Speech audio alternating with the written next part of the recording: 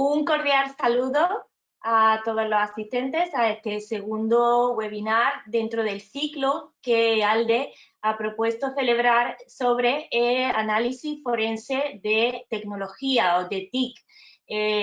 Como digo, es el segundo webinar dentro de ese ciclo. En el primer webinar dimos una visión global y en este nos vamos a centrar en el análisis forense de ordenadores. Mi nombre es Ainhoa Zelaya, soy ingeniera de telecomunicación, coordino el área de ciberseguridad de ALDE y también soy CEO en la empresa Lunamic, empresa que nos dedicamos a las auditorías y los peritajes TIC sobre todo. Y bueno, sin más dilación, vamos a dar paso al inicio de este webinar. Espero que os sea interesante, os resulte interesante y podéis ir anotando vuestras preguntas en el apartado adecuado para ello. Bueno, vamos a poner un poco en contexto lo que vamos a ver el día de hoy. Recordamos el último webinar, rápidamente simplemente repasar, que hablábamos de qué era eso del forense TIC o el perito TIC, que hablamos de que prácticamente se pueden considerar equivalentes. En definitiva, se trata de una persona experta, al igual que, como todos conocemos, las series de televisión que utilizan mucho los médicos forenses, que luego pues determinan la causa de, por ejemplo, la muerte de una persona, de un asesinato, y luego lo defienden en un tribunal al que tienen que ir a declarar. En el caso de los forenses expertos en tecnología, pues son algo similar. Es decir, ocurre una brecha de ciberseguridad, algo relacionado, alguna evidencia que esté almacenada en un medio que se transmite o almacena por medio electrónico, y de esta manera se puede llegar a esclarecer los hechos, por qué ha sucedido esta brecha o este problema, que muchas veces también llega a ser un ámbito para el ámbito judicial. Recordamos que es importante, además de para las personas que a lo mejor después de escuchar o entender o aprender de qué va esta ciencia, también es importante que las personas que gestionan los sistemas sistemas SGSI, los sistemas de gestión de seguridad de la información, también es muy importante que tengan nociones, que tengan conocimientos de forense digital. ¿Por qué? Porque dentro del ciclo de mejora continua de estos SGSI, el famoso Plan, Do, Check, Act, dentro de este ciclo hay un eslabón muy importante que es el apartado de forense. ¿Y por qué? Pues porque una vez que ocurre un incidente de ciberseguridad, hay una persona que tiene que tomar una decisión en cuanto a qué va a pasar con esa evidencia, cómo se va a tratar, y de esa forma conseguir tres cosas muy importantes. La primera es saber qué es lo que ha ocurrido, por qué ha ocurrido, quién ha sido el responsable, la persona responsable, y en tercer lugar, cómo, y quizá lo más importante, cómo evitar que vuelva a suceder. Pues bien, en este ciclo de mejora, por eso vamos a plantear estas pinceladas sobre análisis forense que probablemente se podrán desarrollar más adelante en un curso específico. Hablábamos de que todo esto que vemos aquí son susceptibles de ser medios de prueba, de contener en un momento dado información relevante de cara a un proceso de este tipo. En el webinar pasado hablamos de acústica forense, hablamos de reconocimiento de redes sociales, de audio, los correos electrónicos, y también hablamos un poco también de geolocalización, de metadatos, de hash, un poco esos conceptos y otro tipo de peritajes que no eran específicamente ordenadores y teléfonos. Porque hoy sí nos vamos a centrar en el análisis forense de ordenadores. Concretamente, en este espacio que tenemos limitado, vamos a ver una visión general, aunque creo que va a dar una visión bastante completa, de lo que sería el análisis forense de un ordenador con sistema operativo Windows. Bien, lo primero que tenemos que pensar a la hora de antes que nada, antes de meterle mano a un ordenador en el que ha sucedido algún tipo de brecha o que contiene una información que queremos determinar cuál ha sido el origen, cuál es la causa, etcétera, es muy importante que nos planteemos si estamos autorizados para acceder a este sistema. Esta cuestión es muy, muy importante porque no solo tenemos que tener la autorización del propietario del equipo, sino del usuario que habitualmente utiliza ese ordenador. ¿Por qué? Bien, porque no podemos vulnerar derechos fundamentales de las personas. Estamos en el caso de empleados que trabajan para una empresa, la empresa es propietaria de ese ordenador, pero sin embargo, a pesar de ser propietaria la empresa, dentro de ese ordenador puede haber información de carácter personal, de carácter privado y, por regla general, debemos tener la precaución de ver si tenemos la autorización de este usuario para acceder al ordenador. En esto hay excepciones. Por ejemplo, cuando estamos autorizados por un juez, es decir, hay un juez que ha determinado que incluso sin la autorización de ese usuario podamos acceder a la información. Esa es una de las excepciones. También pensemos en el caso de un ordenador que lo compra la pareja, el marido, y lo utiliza la mujer. No podríamos acceder a ese ordenador que nos puede traer el marido para analizarlo sin tener la autorización de esa persona. Por lo que digo, tenemos que tener mucho cuidado con esto porque no solo comete un delito la persona que nos trae el ordenador, sino nosotros al acceder a un contenido para el que no estamos autorizados. Como digo, siempre hay algunas excepciones y antes que nada lo que recomiendo es consultar a un abogado o abogada para que nos guardemos las espaldas antes de hacer cualquier tipo de análisis. Bien, la segunda cuestión muy importante antes de entrar a saco a ese ordenador es plantearnos si en este procedimiento van a intervenir las fuerzas y cuerpos de seguridad.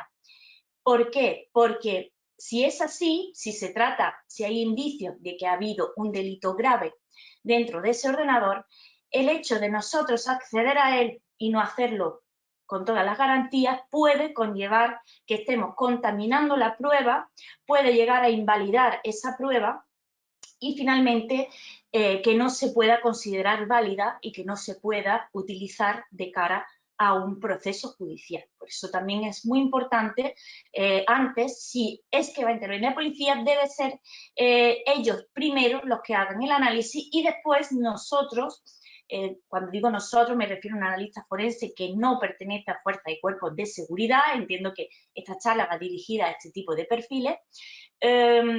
Bueno, pues una vez que ya la policía ha hecho su informe, ha analizado ese ordenador, entonces ya sí nosotros podremos pedir una copia o utilizarla para hacer nuestro propio análisis, lo que se llama una contrapericia. Bueno, y aquí ya una vez que tenemos esas cosas claras, vamos a determinar un poco, bueno, pues cuál es el procedimiento, por dónde empezamos, qué documento nos puede ayudar a la hora de plantear un análisis forense, en el caso concreto de ordenadores, aunque este documento, como veremos, también refleja de otro tipo de elementos tecnológicos. Bien, pues existe la norma internacional de referencia ISO IEC 27037, que como veis aquí, su título es Directrices para la identificación, recogida, adquisición y preservación de evidencias electrónicas. En esta norma no se recoge la parte final, que es la parte de el contar, ¿no?, cómo ha sido todo, cómo escribir el informe, pero sí abarca desde el momento en el que identificamos y hasta que realizamos el análisis de esa prueba, de ese elemento electrónico. Bien, ¿qué decimos? Pues la identificación. ¿Qué entendemos por identificación? Bueno, pues es, como entenderéis, ¿no?, ver qué dispositivos son aquellos que son los que contienen esa información. Y después vemos que tenemos la recolección y la adquisición. ¿A qué se refiere con esto? Bueno, pues se trata de, la recolección significa esos elementos que vamos a tenernos que llevar de donde estén, de la empresa, de la casa, donde sea, nos las vamos a tener que llevar a nuestro laboratorio, ¿no?, o a un sitio diferente. Vamos a ver, por ejemplo, un teléfono móvil o un disco concreto que nos lo tengamos que llevar. Y también está la adquisición, que la adquisición se refiere a extraer la información de esos dispositivos allí in situ, sin tener que sacar, como digo, a lo mejor el disco o llevarnos la prueba completa. Bien, finalmente, aquí lo más importante, y esto no me cansaré de repetirlo, lo más importante es la preservación. Es decir, que en todo momento la prueba no se contamine, el disco no pueda ser dañado, y en esto la norma también nos indica unas directrices específicas para poder prevenir al máximo cualquier tipo de riesgo de este tipo.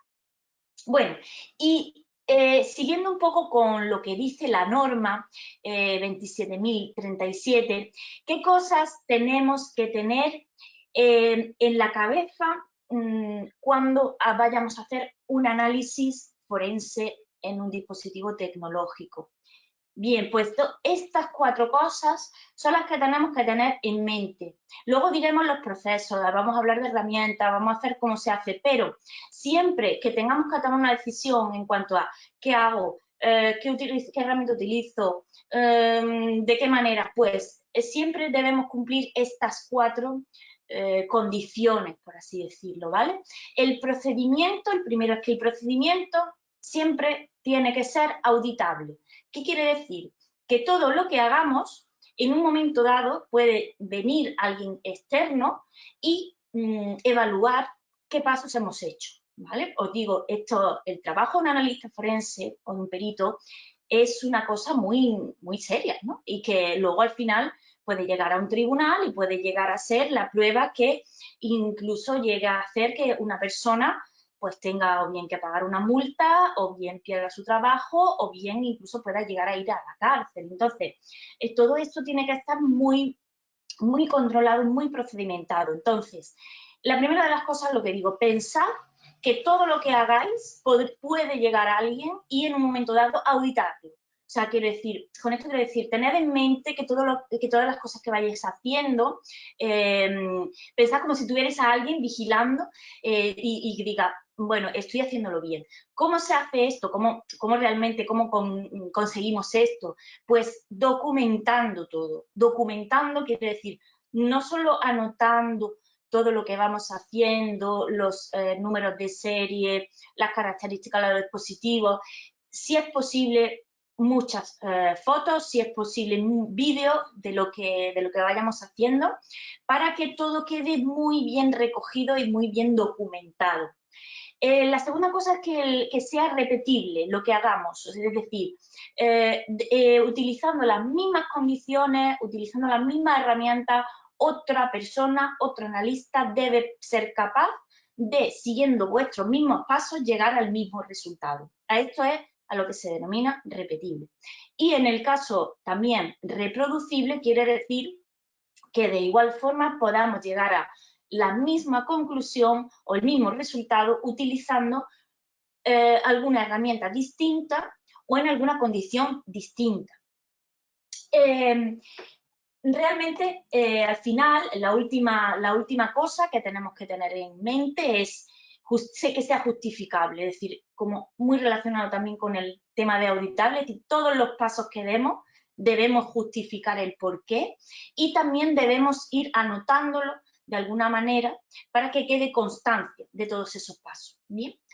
Bueno, pues ya sin más, vamos a pensar en qué ocurre cuando llegamos a la escena del crimen y bueno, pues qué pasos vamos a ir dando, ¿vale? En este caso vamos a pensar que tenemos un ordenador, como hemos dicho, bueno, vamos a centrar en el sistema operativo Windows. En otros sistemas operativos existen procedimientos similares.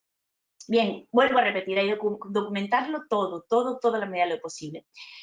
Primera cosa, muy importante, si el ordenador está encendido, no debemos apagarlo, y si está apagado, no debemos encenderlo a priori, ¿vale? Porque aquí hablamos de lo que acabamos de decir, repetibilidad y reproducibilidad, y aparte pues que tenemos que justificar y no podemos en ningún caso contaminar. Bien, ¿qué ocurre aquí? Bueno, los que entendáis un poquito de informática, aunque ahora lo vamos a explicar, sobre todo, el tema de no apagarlo si está encendido es porque cuando el ordenador está encendido tiene la información en la memoria RAM, en la memoria volátil. Entonces, en el momento que apagamos el ordenador, esa memoria RAM la perdemos. Y en esa memoria, como ahora vamos a ver, hay información muy relevante, muy importante, de cara a un análisis forense que de otra manera no vamos a poder obtener. O sea que, lo primero, tengamos ese concepto claro. Segundo lugar, si está apagado, no vamos a encenderlo, vamos a ver qué procedimientos seguiremos si está el ordenador apagado, y lo que vamos a hacer en ese caso es una copia, un clonado del disco duro, pero no llegamos y por la buena plum, lo encendemos, no, porque en ese momento ya vamos a estar contaminando, estamos haciendo cambios en el disco duro que hace que ya no esté debidamente seguida la cadena de custodia. ¿Qué ocurre con todas estas cosas? Estaréis dando cuenta de que es muy necesario en ocasiones la presencia de un notario, de un fedatario público. ¿Por qué?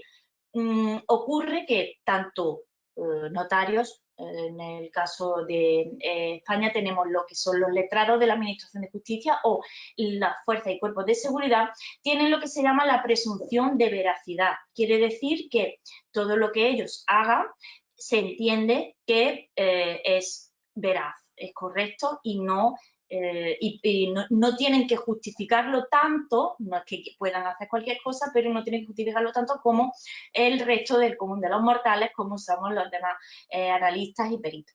Entonces, ¿qué ocurre? Que para complementar nuestro trabajo, en muchas ocasiones es conveniente que contemos con un notario que vaya tomando nota de todo este procedimiento que vamos haciendo, porque después siempre puede venir alguien a decir: es que esto tú lo has manipulado, es que esta prueba la has puesto tú ahí, o este clonado no lo has hecho convenientemente porque no coinciden los hashes, como veremos después. Entonces, si tenemos un notario que ha ido anotando todo lo que hemos ido haciendo, lógicamente el notario no sabe qué es lo que estás haciendo, pero sí va, bueno, pues lo va anotando. Y lo que queda es lo que dice el notario, eso sí que es verdad que se toma como veraz. Bien, como decía, vamos a pasar a ir ya al grano de la cuestión, y es decir, el análisis de manera práctica. ¿Qué ocurre si tenemos un sistema que está encendido, que tenemos el sistema vivo, como se suele decir, y que tenemos que hacer o queremos hacer la extracción de la memoria RAM? La memoria RAM es una memoria, como he dicho, volátil, es decir, en el momento que la apagamos el ordenador, esa memoria perdemos la información. Sin embargo, es uno de los lugares donde podemos tener una mayor cantidad de información. En estos casos, sí o sí, os recomiendo que vayáis con un notario, porque, como estaréis pensando, en el momento en que nosotros accedemos al ordenador ya está cambiando la memoria RAM. También os digo, es raro que esto se os pueda dar. O sea, normalmente los sistemas o bien ya han sido apagados o no vamos a ser nosotros los que extraigamos esa memoria, pero bueno, está bien saberlo porque hay otros casos en los que sí que nos puede venir muy bien hacer esta extracción. Bien, digamos, las herramientas. Bueno, antiguamente se utilizaba una herramienta que se llamaba Dumpit, de código abierto. Bueno, todas las herramientas que vamos a ver en el webinar son de código abierto. Existen herramientas comerciales, pero bueno, en el webinar vamos a centrarnos aquí y porque además funcionan bien y están aceptadas en la comunidad forense y realmente, ¿qué ocurre en las herramientas comerciales? Muchas veces lo que hace que nos facilita la vida, por así decirlo, porque no son más sencillas de utilizar y bueno, pues para eso están los desarrolladores y esas empresas. Pero ocurre que suelen ser costosas y no es el propósito de este webinar el intentar comercializar ninguna herramienta y por tanto vamos a usar herramientas de código abierto que se pueden usar de manera gratuita. Bien. Para extraer la memoria RAM, yo recomiendo esta herramienta que se llama RAM Capturer de Belkasoft. Es un programita, es un ejecutable, portable, no necesita instalación. En esta página web lo podéis descargar, creo que te pide un correo electrónico, pero bueno, directamente inmediatamente después te deja descargarlo. Entonces, este archivo exe, este archivo ejecutable, lo vamos a meter en un pendrive, en un dispositivo de almacenamiento USB. Y este pendrive va a ser el que vamos a introducir en el dispositivo, en el ordenador que está encendido con su memoria RAM intacta hasta ese momento, ¿vale? Y vamos a ejecutar en el ordenador, vamos a ejecutar ese exe desde el pendrive y nos va a salir una pantalla parecida a esta.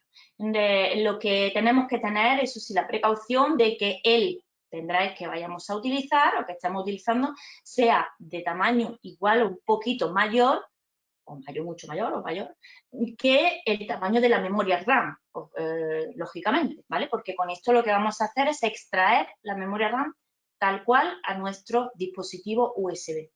Bien, pues muy fácilmente, simplemente ejecutamos el programa, le damos a Capture y nos va a generar, al cabo de un ratito, un archivo con extensión .mem, donde vamos a tener empaquetado la memoria RAM de ese dispositivo, de ese ordenador.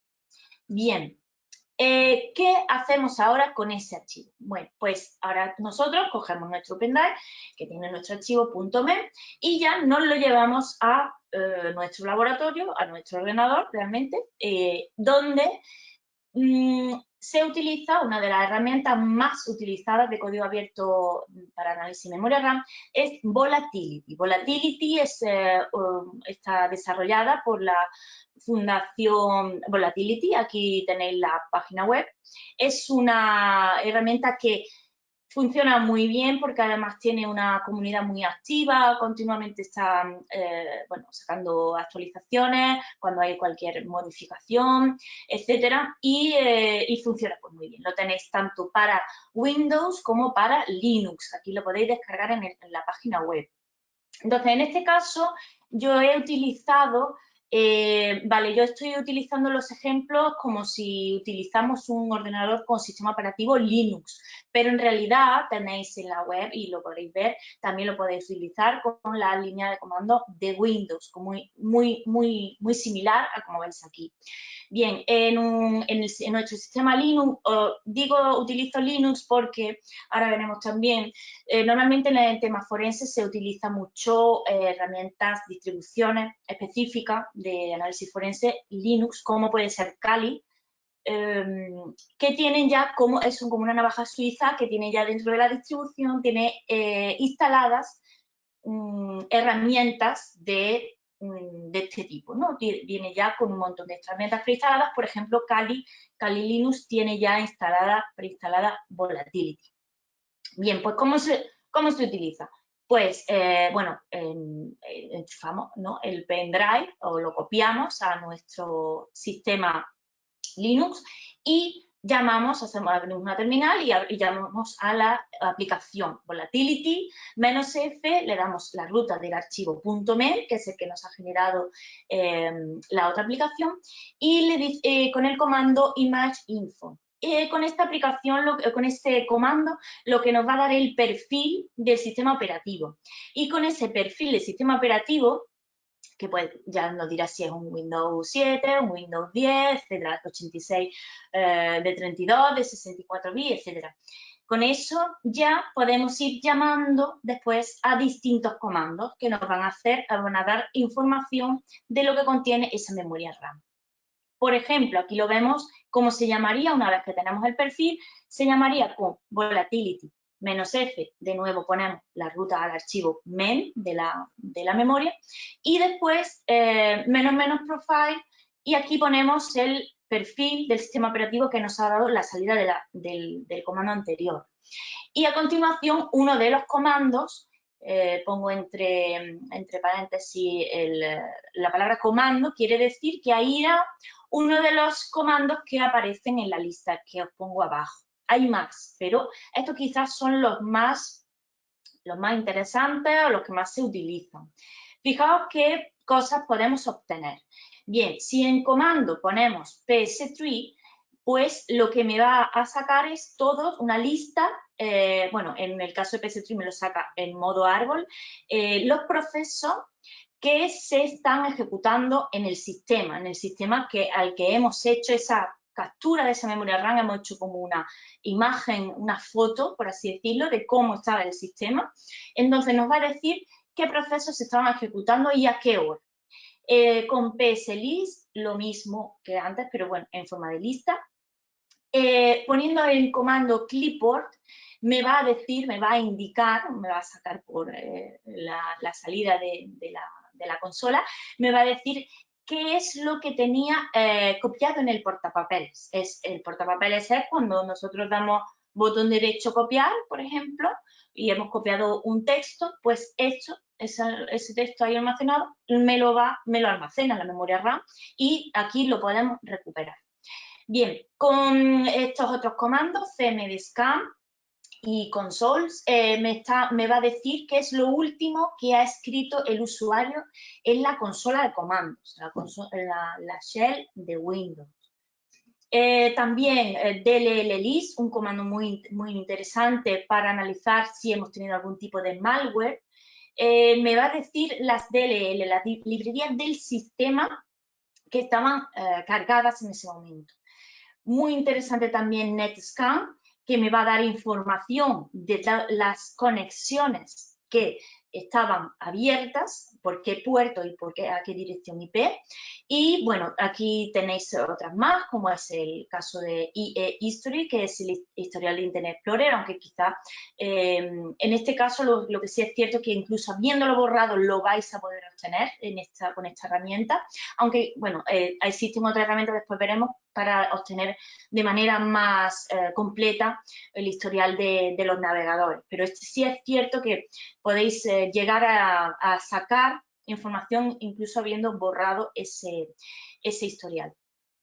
Y bueno, hay una también interesante que es hashdump, saca la lista de usuarios del sistema con el hash de sus contraseñas. Recordáis que el otro día hablamos de los hashes, en este caso es lo que almacena el sistema operativo Windows, no almacena las contraseñas en plano de los usuarios, se almacena con hash. Entonces, dependiendo del sistema que estemos utilizando, si es Windows 7, 10, etcétera, los hashes son ligeramente diferentes.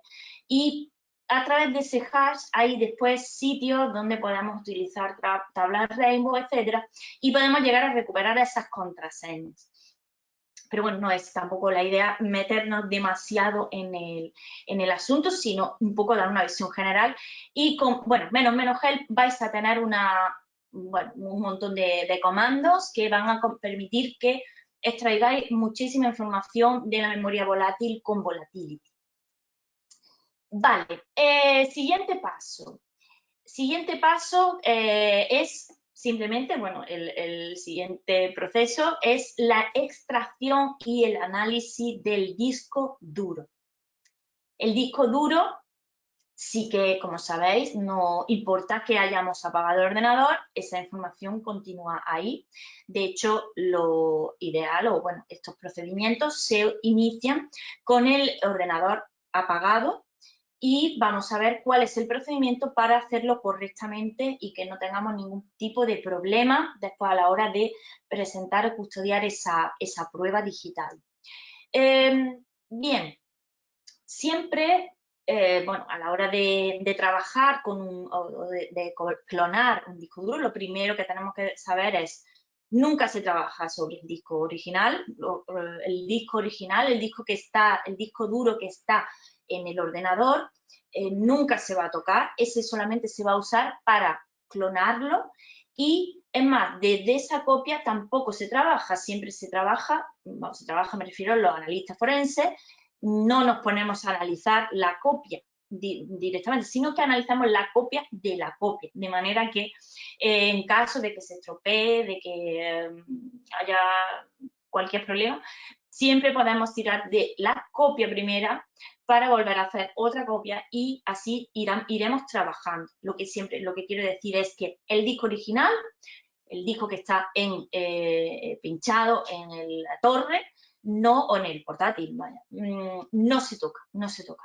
Solamente se le hace un clonado bit a bit sin tocar el contenido de ese ordenador original. Bien, entonces, ¿qué necesitamos para poder hacer ese clonado? Lógicamente, necesitamos un disco igual, que de características similares al que vamos a clonar. En este caso vamos a poner un ejemplo de un SATA, que sea igual o mayor que el original, lógicamente, para poder almacenar toda esa información. Y ese disco que vamos a traer nuevo, aquí hay controversia en el sentido de que hay gente que dice que prefiere traerlo directamente nuevo de fábrica y sellado, ¿no?, en su bolsita que viene precintada. Realmente yo soy más de la opinión de que es mejor sacar el disco y wipearlo previamente. ¿Qué significa wipear? Bueno, es poner a cero todos los sectores de ese disco duro, que aunque sea nuevo, muchas veces no vienen con todos los sectores a cero, viene con cierta información previamente, etcétera. Entonces, mejor, en mi opinión, es hacer el primero este wipeado. ¿Cómo se hace? Bueno, aquí tenéis varias opciones. Tenéis ThisWipe, este HD Log Deliver Format y el comando dd de Linux de toda la vida, que también nos va a servir para wipear. Cualquiera de estas tres opciones os va a valer. Bien, el siguiente paso. Vale, tenemos ya nuestro disco, nuestro ordenador está apagado, tenemos el primer disco que vamos a clonar, vacío, ¿no?, el que vamos a utilizar para introducir la información. Existen varias formas de clonar un disco duro. El mejor, el más rápido, el que da menos problemas, lógicamente, es el clonado por hardware.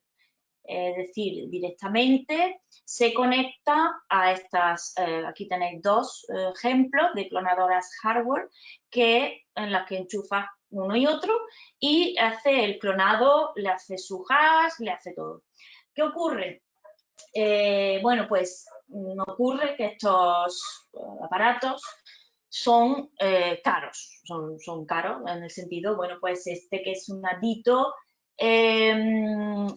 de X, esta cuesta en torno a los 1.600 euros y la otra que tenemos aquí, la Falcon Neo, está en torno a los 4.000 euros. Entonces, claro, realmente, bueno, uno esto se lo puede plantear, hay muchos más, ¿no? Estos son dos ejemplos simplemente. Tener una clonadora hardware, pero no es necesario. O sea, no es necesario porque podemos hacer el clonado vía software, como veremos, con herramientas de código abierto. Pero bueno, está bien que sepáis que eso existe y si alguien quiere comprársela, pues libre es. El clonado por software. Bien, ¿qué necesitamos? Necesitamos un disco, un CD o un USB con una distribución Kali Linux. Aquí volvemos a hablar de Kali. A ver, yo este procedimiento no es el único, es el que yo hago. Entonces, lógicamente que habrá que me diga, no, está ahí, hay otras distribuciones, hay otros métodos. Yo os digo el que yo sigo.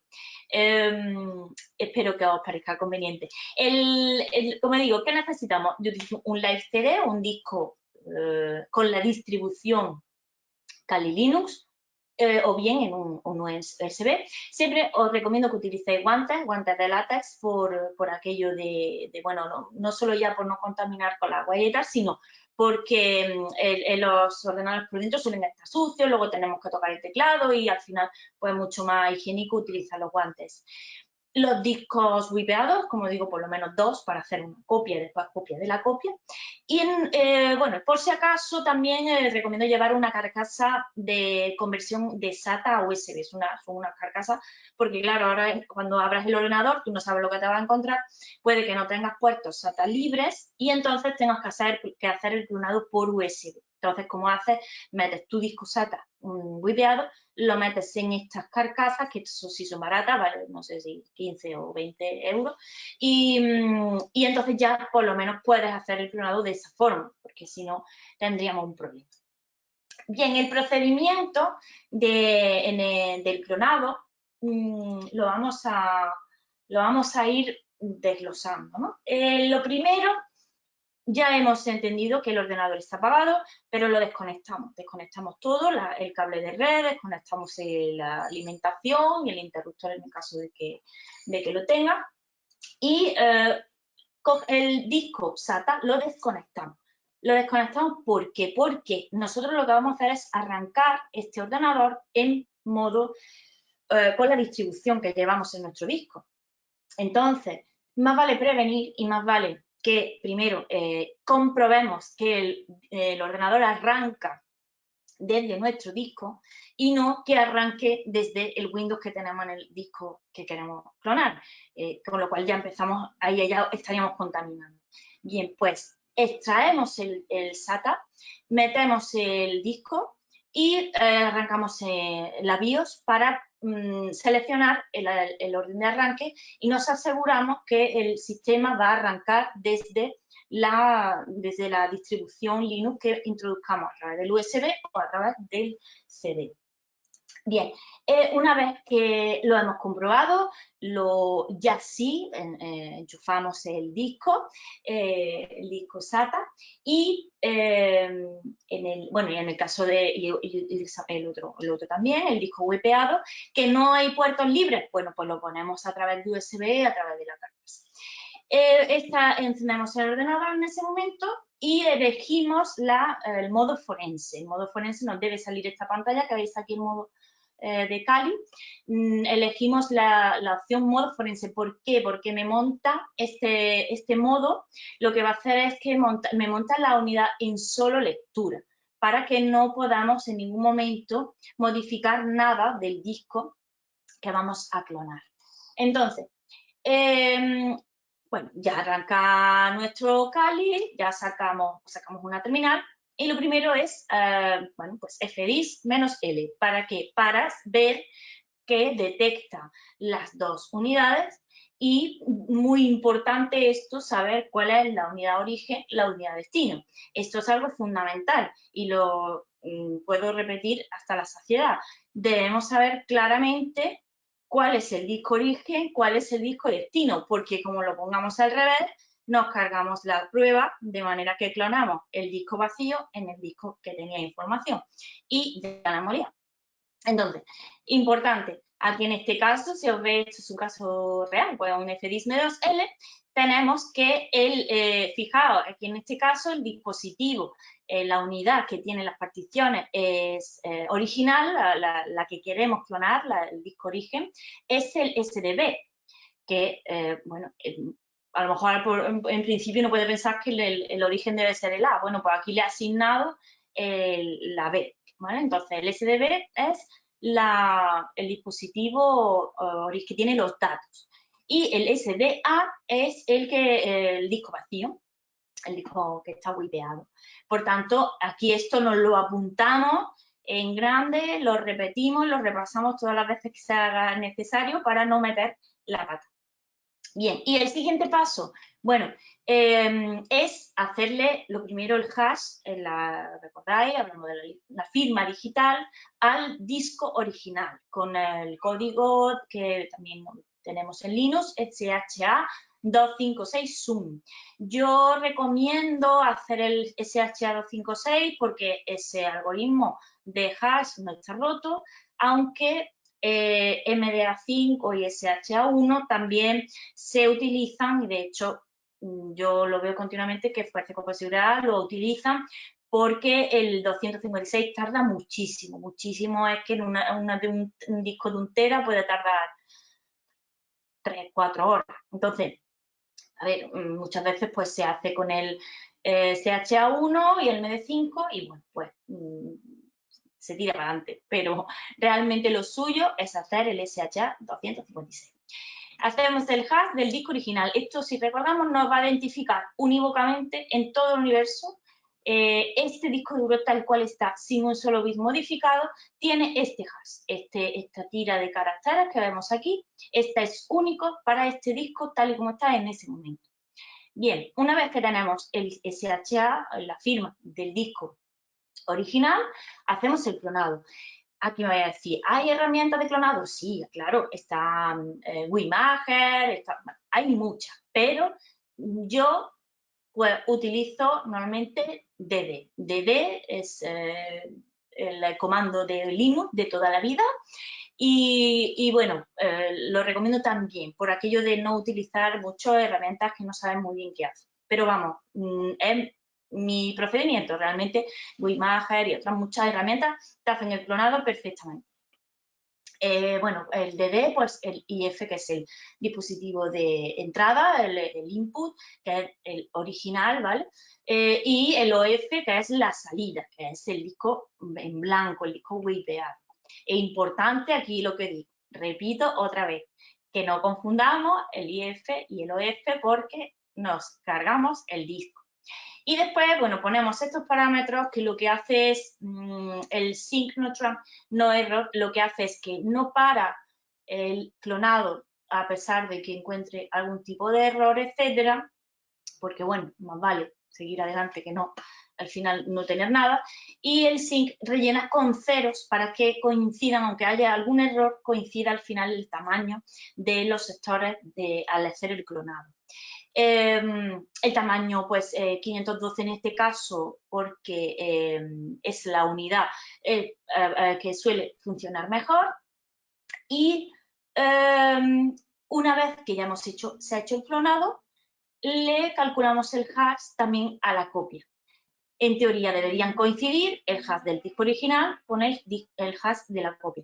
Por último, se recomienda, aunque esto no siempre se hace, hacer de nuevo el hash al disco original, calcular el hash del disco original, para que quede totalmente demostrado que tú al hacer la copia no has modificado ni un solo bit del disco original. Muchas veces no hay tiempo para esto, pero bueno, es lo que se recomienda hacer y ahí ya no hay ningún problema. ¿Qué pasa si no nos coincide el hash? Que bueno, es algo que puede pasar y de hecho suele pasar, y más si estamos hablando no ya de un SATA, sino de un disco SSD, directamente nunca va a coincidir el hash porque ese disco directamente está cambiando continuamente. Entonces, ¿qué hacemos si nos coincide el hash?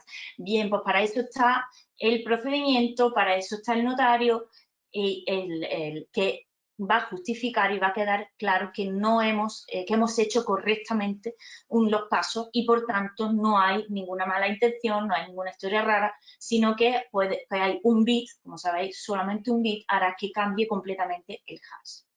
Bien, ya tenemos, por tanto, nuestro disco duro clonado.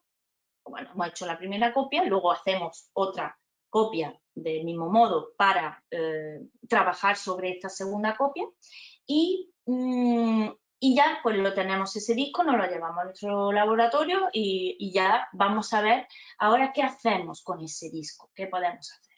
Bueno, en esto aquí es muy importante cuando te encargan hacer algún tipo de análisis forense, saber qué es lo que estamos buscando, porque os podéis imaginar que en un disco de un usuario que lo utilice para trabajar o una persona, hay cientos de miles, millones de archivos, de datos, de cosas. Entonces, es necesario intentar que el cliente o quien nos esté pidiendo que hagamos ese análisis nos indique qué buscamos de alguna manera, ¿no? Porque realmente si no, eso puede ser una aguja en un pajar. ¿Qué cosas podemos encontrar? ¿Qué cosas podemos buscar? Aquí os dejo una pequeña lista de qué cosas se pueden extraer, porque también es cierto que a veces se ven muchas películas, ¿no? Y parece que tú a través del disco del ordenador puedes encontrar, pues yo qué sé, el teléfono desde el que llamó no sé quién y tal. Bueno, en fin, que a veces todo esto no es, bueno, que esto no es magia, ¿no? No es ciencia ficción. Hay muchas cosas que sí se pueden encontrar y otras pues que no se puede. Bien, ¿qué podemos encontrar? Archivos y carpetas que se haya abierto, lo que haya ido haciendo el usuario desde el inicio de los tiempos de ese ordenador, siempre que no, pues, esperemos que no se hayan borrado, pues qué programa se ha ejecutado el usuario, en qué momento ha sido la última vez, se pueden rescatar archivos borrados con la técnica de data carving que veremos finalmente, qué programas se han instalado o desinstalado, cuándo se ha encendido o apagado el ordenador, qué unidades se han conectado y desconectado a través del puerto USB, qué páginas, por supuesto, han visitado, se pueden extraer contraseñas de muchísimos ámbitos, ¿no? Dentro de la unidad se almacenan muchísimas contraseñas, conexiones que se hayan en los logs, ¿no? De los programas de acceso remoto, bueno, muchísima información. Y aquí tenéis las principales fuentes. Aquí esto vamos a ir, digamos que esto es donde está la información. No quiere decir que nosotros nos vayamos a ir a analizarlo aquí, sobre todo cuando es un análisis forense que no se va a llevar a un juicio, pues se utilizan herramientas que nos facilitan la vida, porque estas fuentes, por ejemplo, la Activities Cache es una base de datos que puede ser muy poco amigable de analizar, ¿no? Entonces se utilizan herramientas que te facilitan el llegar a ese contenido, pero que sepáis que la fuente de información son estas, los eventos de Windows, la carpeta prefetch, el registro, los navegadores y los logs en general. Estas son las principales fuentes. Herramientas que yo os recomiendo open source para analizar todo esto de una manera amigable, de una manera que os pueda resultar cómoda, ¿vale? Mediante unos timeline y tal, pues son estas de Nearsoft. Nearsoft tiene una colección muy amplia de herramientas open source de forense y de otras muchas más cosas. La verdad es que están muy bien. La tenéis aquí el enlace, nearsoft.net. Y tenéis, por ejemplo, una muy interesante que es Last Activity View, te genera una tabla con todo lo que un usuario ha ido haciendo cronológicamente en el ordenador. Saca la información de esas fuentes que hemos comentado antes, de casi todas ellas, y te las ordena y te las pone en un formato más amigable para que tú puedas revisar en qué momento ha ocurrido un evento determinado que te pueda servir para tu investigación. Después, en Browsing History View, lo que hace también es algo parecido, toma de todos los navegadores de Internet, tanto de Internet Explorer, Firefox, Chrome, los historiales, la base de datos de los historiales y crea también un timeline donde podemos ver búsquedas en Google, podemos ver cuándo se ha conectado, a qué páginas, cuánto tiempo ha empleado en cada página, de una manera también bastante amigable, bastante sencilla, que después esto lo exportamos a hoja de cálculo y podemos manejar muy bien esa información. En el caso de MyLastSearch es algo parecido, lo que hace es extraer las búsquedas que ha tenido el usuario en Internet. Y en USB-View, que es otra herramienta de Nearsoft, te da un registro de los USB o los dispositivos USB conectados en el momento o en el histórico, en el tiempo, pues esos dispositivos que se han conectado. Voy acelerando, que ya vamos un poquillo más de tiempo. Luego tenemos estas herramientas que decía de Nearsoft, son herramientas pequeñitas, concretas, la verdad es que son muy facilitas de usar, no ocupan espacio, son portables, muy cómodas. Sin embargo, luego hay herramientas como puede ser Autopsy, que son una navaja suiza de herramientas que coge la unidad entera, esa unidad entera que hemos clonado, y me extrae, bueno, pues con una serie de módulos que trae específicos, me puede llegar a extraer muchísima información también sobre ese sistema, sobre ese disco. Aquí veis una de las opciones que tiene Autopsy, que es un timeline, que si veis aquí, fijaos que por años te va dando la actividad y luego tú puedes ir pulsando sobre cada año se amplía en meses, cada mes se amplía en días y cada día puedes ver una cronología del uso que se le ha dado a ese ordenador. O sea, pues lo que hemos un poco visto antes, programa ejecutado, archivos abiertos, webs, correo electrónico, muchísima información. Esto sí es cierto que Autopsy, bueno, pues tarda, o sea, quiero decir, una vez que tú cargas la unidad, le lanzan los módulos, que trae una serie de módulos diferentes para configurar, y bueno, pues hay que dejarlo que analice y puede tardar bastante, pero bueno, luego ya nos saca toda esta información, como digo, muy interesante. Por último, vamos a ver el análisis bueno, dentro de lo que es el análisis de futuro, una de las cosas más interesantes es lo que se llama el data carving, que es la recuperación de archivos borrados. ¿Cómo se recuperan los archivos borrados? Bueno, tampoco es magia y no siempre se puede hacer de todo. Es decir, el disco, una vez que uno borra un archivo, realmente no se borra, a menos que hagamos un wipeado, como hemos visto, que pone todo a ceros el contenido de cada sector. Este data carving lo que hace es, realmente en el disco duro, lo que estaba diciendo, en el disco duro no se borran en principio, no se pone a cero los sectores cuando eliminamos un archivo, porque eso consumiría muchos recursos, sería lento, etcétera. Solamente se le dice de alguna manera al sistema operativo, mira, esta zona del disco ya no va a servir de momento, puedes sobreescribir en ella, puedes escribir de nuevo en ella. ¿Qué ocurre si no se ha escrito todavía? Esta información sigue ahí y se puede recuperar. Entonces, existen herramientas como estas que veis, aquí os pongo varias, como son esta Stellar Data Recovery, Photorec, EasyUs y Foremost, que es la que trae Kali, que es la que yo os recomiendo, porque estas creo que algunas son, creo que son de pago, pero no son caras, quiero decir, creo que salía unos 60 euros, una cosa así, pero bueno, al final son de pago, como hemos dicho, no queremos hacer publicidad de ninguna empresa, sino simplemente, bueno, mostraros herramientas que puedan servir sin tener que gastar dinero. Entonces, Foremost es una que es muy conocida, viene preinstalada también en Kali, y se utiliza de esta forma, ¿no? Lo llamamos así con el comando Foremost, le decimos dónde tenemos la unidad que queremos sacar esos archivos y después le damos la salida, es decir, una carpeta donde me va a copiar todo lo que saque. Todo lo que saque de archivos borrados me lo va a meter en esa carpeta que nosotros le digamos.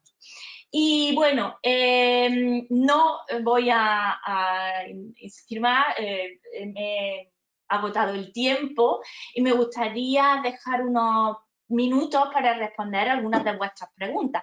Voy a ver si tenemos alguna por aquí. Bueno, espero que os haya resultado interesante el webinar. Yo sé que es poquito tiempo y muchas cosas para contar y lógicamente pues no se puede contar todo. Vamos a ver, ¿dónde podemos encontrar los nombres de las herramientas que han nombrado? Dice Eliana.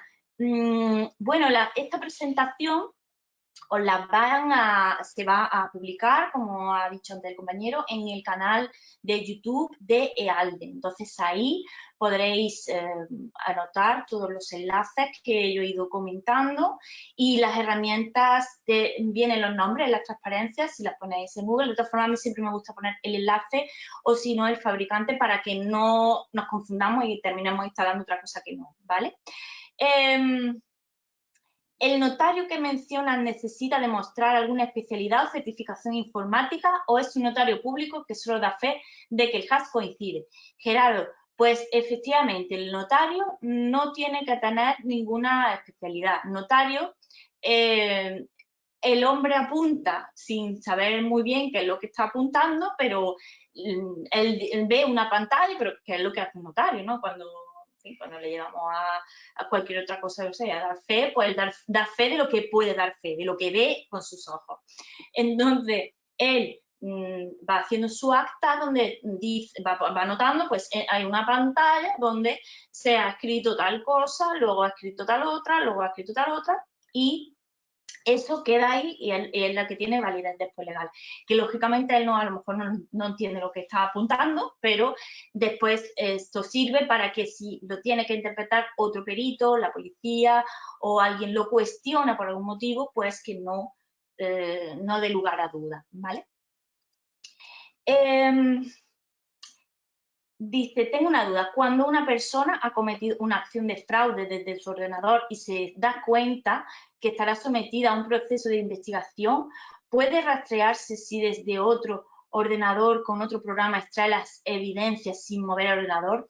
Esto es muy habitual y más ahora con el tema de teletrabajo se han generalizado las herramientas de acceso remoto, como Anydesk, como TeamViewer o la propia aplicación de escritorio remoto de Windows. Pero lo que ocurre es que estos programas también dejan rastros, entonces dejan rastros, tienen logs, ¿no? Logs de esa conexión y esto efectivamente en un análisis forense pues saldrá a la luz desde la IP desde la que se ha conectado, con lo cual ya después pues se puede rastrear. Bueno, las clonadoras nos aseguran la integridad de la información.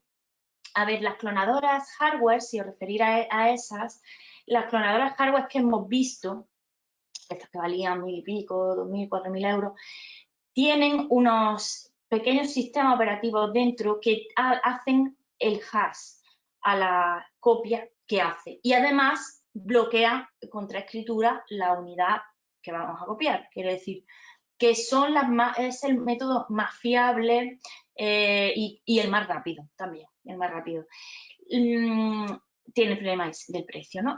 Luego lo que sí no debemos confundir estas clonadoras que hemos dicho que valen 1.000 y pico euros con las hay unas clonadoras que son como parece como unas tostadoras, ¿no? Unos cacharros así que le meten los dos saltos así, parece como las tostadas.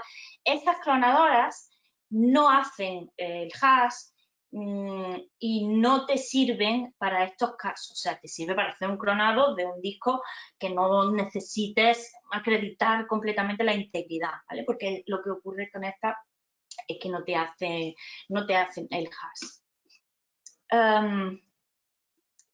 Dice, voy a enviar la información del slide, si aquí también comenta, esto lo dejaremos en el vídeo YouTube. A ver, bueno, pues son ya las 7, no sé si alguna... Es necesario tomar nota de los periféricos, Alejandro. Pues sí, a ver, lo ideal es que tomemos nota de todo. Y insisto, fotos, vídeos, de todo lo que podamos. Es decir, tal como llegamos a la escena, cómo está el ordenador, qué tiene conectado, efectivamente, si hay algún pendrive, si hay algún... Porque fijaos que aquí, bueno, no es el tema, ¿no? Pero hay veces que existen lo que se llaman esto que los capturadores de teclado, ¿no? Que son muchas veces hardware, se introducen en el PC sin que tú te des cuenta y lo que está haciendo es un keylogger, que no me sé la palabra, están copiando todo lo que está esa persona escribiendo. Entonces, muy importante, sí, tener, anotar y, como digo, recabar con vídeo, con fotos, esos periféricos. Todo lo posible, las conexiones de red y demás. Pues bueno, espero que os haya resultado interesante. El próximo día hablaremos en el siguiente webinar, hablaremos del análisis forense en dispositivos móviles. Sé que se hace muy corto porque son muchas cosas para contar en una sola hora, pero bueno, espero que os haya resultado interesante, ¿vale?